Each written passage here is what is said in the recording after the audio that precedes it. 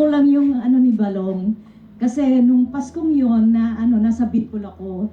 So, nagpapasalamat talaga ako sa Panginoon dahil binigyan niya ako ng anak na talagang siya yung nag-asikaso ng lahat ng sa kapatid ko. Kasi walang ibang mag-aasikaso eh. So, yung 25 na yun, maghapon sila sa ospital, umabot pa ng alas 12 ng gabi. So, sabi ko talagang, pero nararamdaman ko yung niya, yung longing niya na meron siyang makasama talaga na ngayon po yung latest update dun sa kapatid ko, dinala namin siya sa hospital kahapon para check up. Tapos ngayon, siya yung kasi bumaba yung oxygen niya, bumaba yung BP niya na 80/60 na lang.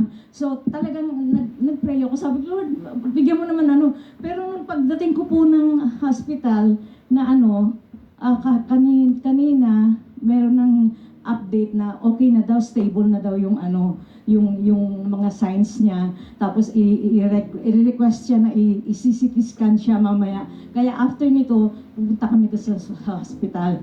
Pero anyway, ang maganda pong pangyayari nung pagdating ko galing Bicol, nung dumiretso kami sa kapatid ko, nakausap ko siya. Sabi ko saan, kung anong pakiramdam mo, ganon. Tapos tinanong ko siya, sabi ko kung sakaling kunin ka ni Lord, at alam mo bang sa langit ka pupunta? Sabi niya, oo. Gumanon siya. Tapos sabi ko, bakit?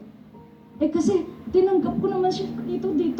Sabi niya, kaya yung pakiramdam ko na anytime na kunin talaga siya ni Lord. Although talaga yung previous years niya, talagang